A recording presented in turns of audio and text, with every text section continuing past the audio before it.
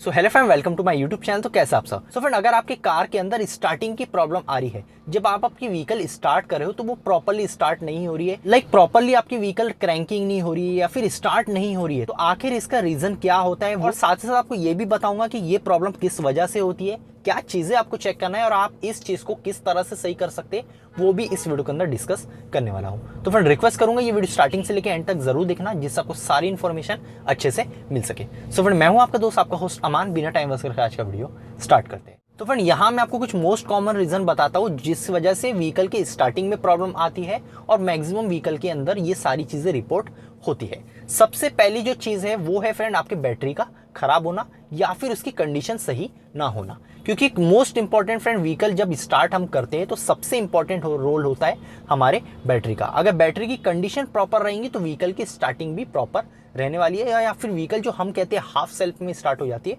वैसी कंडीशन भी आपको देखने को मिल जाती है। तो सबसे पहले आप ये चेक करो बैटरी की कंडीशन क्या है, बैटरी काफी ज्यादा वीक तो नहीं है। अगर बैटरी कहीं ना कहीं वीक रहेंगी तो आपको स्टार्टिंग में प्रॉब्लम देखने को मिल सकती है। तो बैटरी की कंडीशन सबसे पहले आपको चेक करना है। हो सकता है वो बैटरी कहीं ना कहीं डाउन हो, आपको वो रिचार्ज करना पड़े, या फिर बैटरी काफी पुरानी अगर होगी उस कंडीशन में भी स्टार्टिंग प्रॉब्लम आपको देखने को मिल जाती है। सेकंड और एक रीजन बैटरी के अंदर ये होता है, जो बैटरी के टर्मिनल होते हैं वो अगर प्रॉपरली टाइट नहीं है, लूज अगर रहेंगे हल्के से भी, तो भी स्टार्टिंग में प्रॉब्लम आती है। तो ये चीज भी चेक करो बैटरी की कंडीशन क्या है और बैटरी टर्मिनल प्रॉपरली टाइट है भी या नहीं। इसके बाद सेकंड एक मोस्ट कॉमन रीजन होता है आपके व्हीकल के ऑल्टरनेटर का। फ्रेंड, ऑल्टरनेटर अगर आपके व्हीकल के अंदर प्रॉपर नहीं रहेगा, अगर वो सही से काम नहीं करेगा, तो आपकी बैटरी जो है वो कहीं ना कहीं प्रॉपरली चार्ज नहीं होगी। तो ऑल्टरनेटर का भी कहीं ना कहीं इशू होता है। अगर ऑल्टरनेटर खराब हो जाए या फिर अगर उसके अंदर कोई इलेक्ट्रिकल प्रॉब्लम रहे, मीन्स अगर वो बैटरी को रिचार्ज नहीं कर रहा है, तो उस कंडीशन में भी आपको व्हीकल स्टार्टिंग में प्रॉब्लम देखने को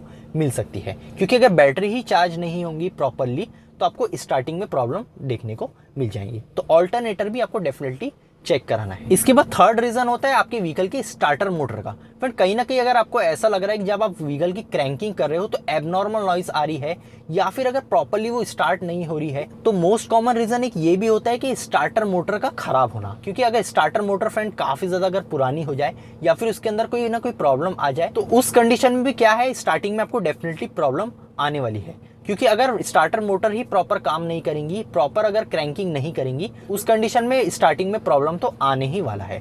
तो ये चीज भी आपको चेक करना है कि स्टार्टर मोटर जो है वो सही से काम कर रही है भी या नहीं, कहीं उसके अंदर कोई इलेक्ट्रिकल प्रॉब्लम तो नहीं है, फ्यूज या फिर रिले का तो कोई इशू नहीं है। तो ये चीज भी आपको डेफिनेटली चेक कराना है। इसके बाद नेक्स्ट एक प्रॉब्लम ये होती है आपकी जो फोब की होती है, आपकी जो की होती है कार की, तो कई बार अगर उसका सेल डाउन हो जाए या फिर सेल काफी ज्यादा वीक हो जाए, तो उस कंडीशन में भी व्हीकल की स्टार्टिंग में प्रॉब्लम देखने को मिलती है। क्योंकि जब आप व्हीकल के अंदर इंटर होते हो, जब व्हीकल को आप अनलॉक करते हो, तो उसके बाद आपका जो व्हीकल का इंजन इमोबिलाइजर है वो आपके की को डिटेक्ट करता है। तो अगर बैटरी का सेल कहीं ना कहीं वीक रहेगा तो प्रॉपरली डिटेक्ट नहीं हो पाएगा, और प्रॉपरली अगर कार के अंदर की डिटेक्ट नहीं होती है तो व्हीकल प्रॉपरली स्टार्ट नहीं होंगी और कहीं ना कहीं स्टार्टिंग में आपको प्रॉब्लम देखने को मिल जाएंगी। तो ये चीज भी चेक करो आपकी कार की जो की है उसका सेल प्रॉपर है भी या नहीं, या कहीं खराब तो नहीं हो गया है। या फिर और एक रीजन ये भी होता है आपकी व्हीकल के जो इग्निशन स्विच होता है उसका भी यहाँ पे प्रॉब्लम देखने को मिल जाती है। इग्निशन स्विच अगर प्रॉपर नहीं रहेगा तो व्हीकल स्टार्टिंग में प्रॉब्लम आ सकती है। चलो, अगर मैनुअल है तो इग्निशन की वाला, अगर पुश स्टार्ट बटन है तो कई बार पुश स्टार्ट बटन जो है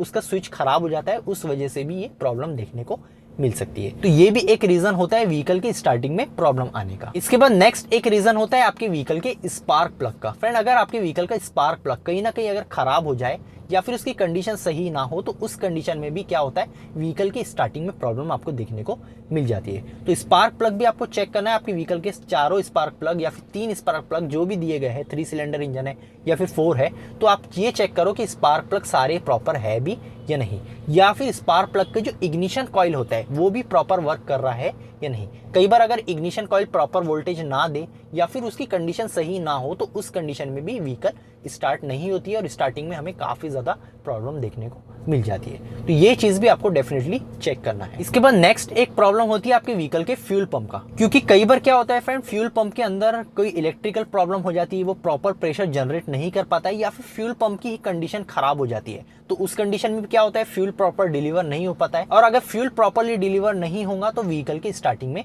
काफी ज्यादा प्रॉब्लम हमें देखने को मिलती है। इसके बाद एक और अदर इश्यू होता है, वो होता है आपके फ्यूल फिल्टर का। फ्रेंड, फ्यूल फिल्टर की कंडीशन कहीं ना कहीं अगर खराब रहेंगी, आपने व्हीकल अपनी बहुत बार सर्विस कराया हो लेकिन फ्यूल फिल्टर चेंज नहीं करे हो काफी टाइम से, तो उसके अंदर क्या होता है, डर्ट, डस्ट या फिर जो भी गंदगी वो काफी ज्यादा जमा हो जाती है। उस वजह से होता क्या है, जो नया फ्यूल होता है प्रॉपर फिल्टर नहीं हो पाता है, और ऐसे में वो एक तरह से फ्यूल फिल्टर के अंदर ब्लॉकेज हो जाता है। तो उस कंडीशन में भी क्या है, फ्यूल डिलीवरी प्रॉपर नहीं होगी, फिल्टरिंग प्रॉपर नहीं होगी, उस कंडीशन में स्टार्टिंग में काफी ज्यादा प्रॉब्लम यहाँ पे आती है। तो ये चीज भी आपको चेक करना है, फ्यूल फिल्टर की कंडीशन सही है भी या नहीं। अगर नहीं है तो फ्यूल फिल्टर आपको चेंज करवाना जरूरी है। इसके बाद एट द लास्ट, जो सबसे लास्ट इशू है, वो इशू होता है आपके व्हीकल के अंदर कोई इलेक्ट्रिकल फ्यूज या फिर रिले का प्रॉब्लम। सो फ्रेंड, अगर आपके व्हीकल के अंदर कहीं ना कहीं कोई इलेक्ट्रिकल इशू है, कहीं वायरिंग अगर कटी हुई है या वायरिंग अगर प्रॉपर नहीं है, तो उस कंडीशन में भी स्टार्टिंग में प्रॉब्लम आपको देखने को मिल सकती है।